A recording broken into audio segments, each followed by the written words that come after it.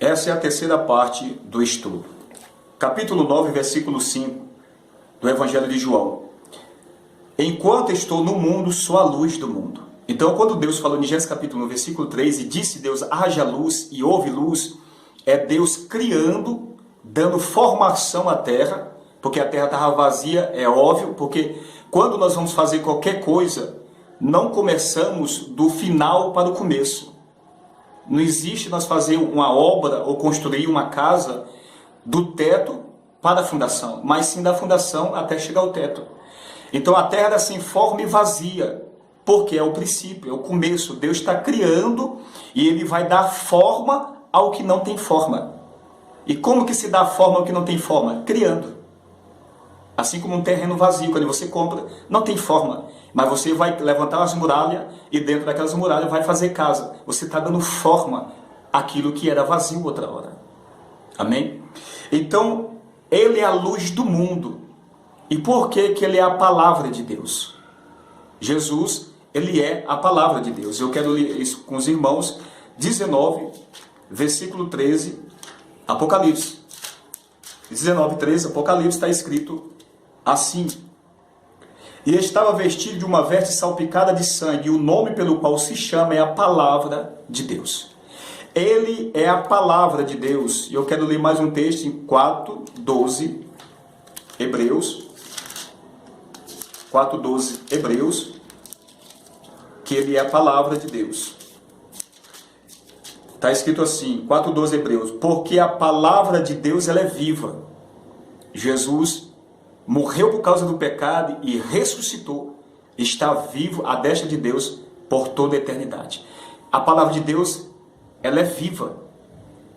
Jesus não está morto, ele está vivo. Porque a palavra de Deus é viva e eficaz e mais penetrante do que qualquer espada de 2 gumes e penetra até a divisão da alma e do espírito e das juntas e medula. E é apto para discernir os pensamentos e intenção do coração. Discernir quer dizer entender os pensamentos e intenção do coração. Ele sonda dentro do ser humano. Ele penetra até a divisão da alma e do espírito, as juntas e medula. Está se referindo ao nosso corpo físico, juntas de ossos, medulas que fica dentro dos ossos, a gordura que fica dentro dos ossos, ou seja, está se referindo espírito, alma e corpo. Ele penetra dentro do ser humano, porque ele é vivo, é a palavra viva, e ele sonda dentro de cada ser humano, sabendo dos seus pensamentos, e trazendo juízo, e direção, e vida a todo ser humano que aceita ele fazer habitação na sua própria vida. Amém? Então, ele é a palavra de Deus. A palavra viva. Quero ler mais um texto aqui, primeira carta de João, capítulo 1. Que está escrito assim. Verso 1 e 2. Primeira carta de João, capítulo 1, versículo 1 e 2. O que era desde o princípio, o que vimos com os nossos olhos, o que temos contemplado e as nossas mãos tocaram da palavra da vida. João está falando do seu conviver, a sua vivência outra hora, junto com os apóstolos com Cristo. Eles tocaram literalmente da palavra da vida. Quem é a palavra da vida? Cristo. A palavra viva, na forma humana, estava andando sobre a terra. A palavra ela é viva. A palavra se move, respira, sente, tem sentimento. E o maior deles é o amor. Versículo 2, porque a vida foi manifestada e nós a vimos e testificamos dela e vos anunciamos a vida eterna que está com o Pai e nos foi manifestada. A vida eterna está com quem? Com o Pai. Quem é que está com o Pai? O Cristo. Nele está a vida eterna. Amém? Então, ele é o verbo de Deus. João, Evangelho de João, capítulo 1. Vamos lá. Está escrito assim. No princípio era o verbo, e o verbo estava com Deus, e o verbo era Deus. O verbo é Deus. Por quê? Porque ele é a palavra de Deus. E quando a palavra sai de dentro de Deus, a palavra, como eu já falei anteriormente, está ligado a Deus. Amém? Então ele é o verbo de Deus. Ele estava no princípio. Quando? No princípio. E quando nós vemos ali, capítulo 1, versículo 3, e disse Deus, haja luz, e houve luz. Então, através da palavra de Deus, a voz de Deus, que é a palavra, que é Cristo, a palavra que se fez carne, se fez homem, foi criando, dando forma ao que não tinha forma, criando todas as coisas, por intermédio da palavra. O versículo 2, 3 está escrito: todas as coisas foram feitas por ele, e sem ele nada do que foi feito se fez. Ou seja, todas as coisas foram feitas por ele, por intermédio da palavra, por ele, a palavra de Deus, que estava com Deus e é Deus. Amém? Nele, verso 4, nele está a vida, e a vida era a luz dos homens. Amém, meus queridos? 5. E a luz resplandeceu nas trevas, e as trevas não compreenderam. Eu quero ler aqui o versículo 9. Ali estava a luz verdadeira, que alumia todo homem que vem ao mundo. Verso 10. Estava no mundo, e o mundo foi feito por ele, e o mundo não conheceu. Por que o mundo não conheceu? Porque o primeiro povo a rejeitar Cristo foi, em parte, o povo da herança, né? O povo judeu. Foi crucificado e vendido pelo seu próprio povo. E como muitos pelos 4 cantos da terra que rejeitam o seu sacrifício. Então tudo foi criado por ele. Nele está a plenitude de Deus. Quero ler aqui também Colossenses. Vamos para Colossenses, capítulo 1. Colossenses, capítulo 1. Vamos ler aqui a partir do versículo 15 e o versículo 16. Está escrito aqui, capítulo 1, versículo 15 e 16, está escrito: o qual é a imagem do Deus invisível, o primogênito de toda a criação. Verso 16. Porque nele foram criadas todas as coisas que há nos céus e na terra, visível e invisível, seja trono, seja dominações, seja principado, seja potestado, tudo foi criado por ele e para ele. Por que tudo foi criado por ele? Porque ele é a palavra. E nós vemos em Gênesis capítulo 1, versículo 3, Deus falando, e disse Deus, haja luz. Então a palavra começou a se mover e a criar. Então tudo foi criado por ele e para ele. Deus deu todo o poder para ele, porque por ele foi criado todas as coisas. A plenitude de Deus está em Cristo Jesus. Amém, meus queridos?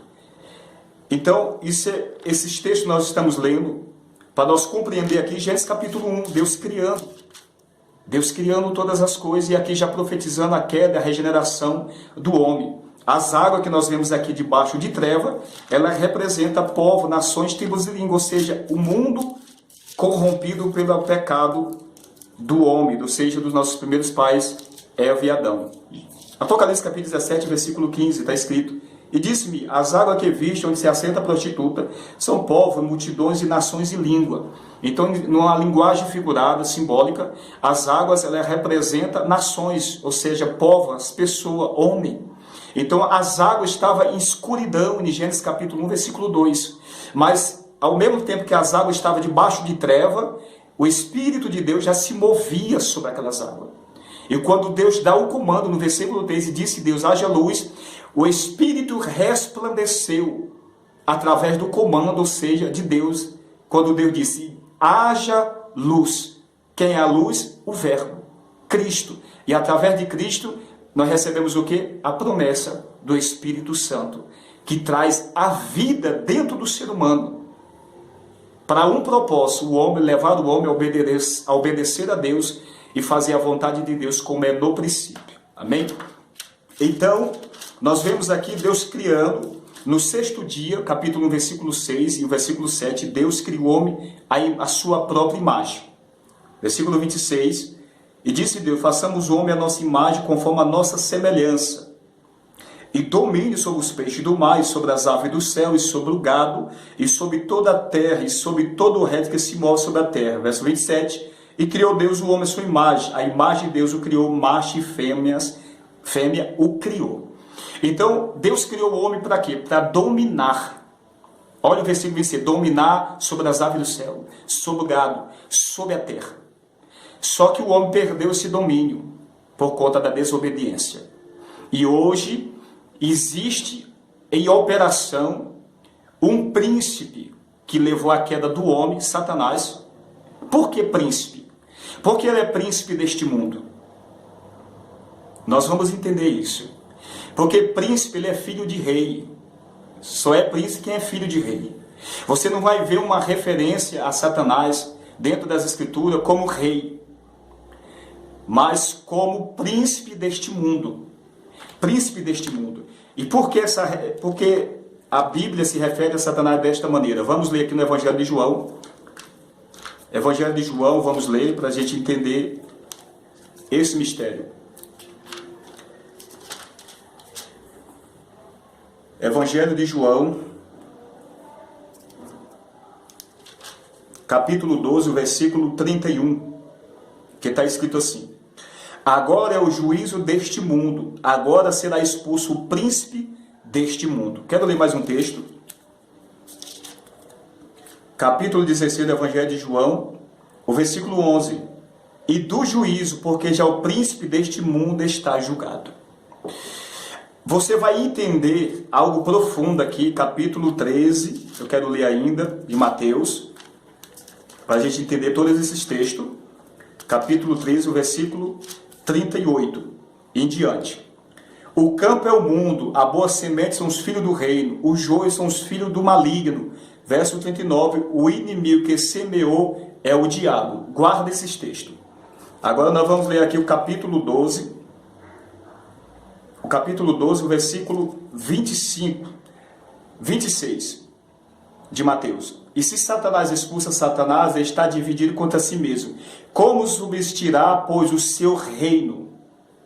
Satanás, ele tem um reino. Que reino é? Aqui na terra, ele está dominando aqui indiretamente, né? Porque isso é até a vinda de Cristo, onde ele tomará todos os reinos da terra. E isso está escrito em Apocalipse capítulo 11. Ele tomará todos os reinos da terra. A cruz é o princípio da obra redentora. A cruz, a crucificação e a ressurreição. Mas Cristo está trabalhando ainda direito de Deus. E virá e tomará todos os reinos. O príncipe deste mundo. Então, esse príncipe deste mundo, ele tem um reino. E porque ele é príncipe, não é rei deste mundo. Porque o reino, ele foi usurpado do único rei que é Deus. Que é o Senhor Jesus. Ele é o rei único. Ele criou todas as coisas, então o reino é dele. Assista o próximo vídeo.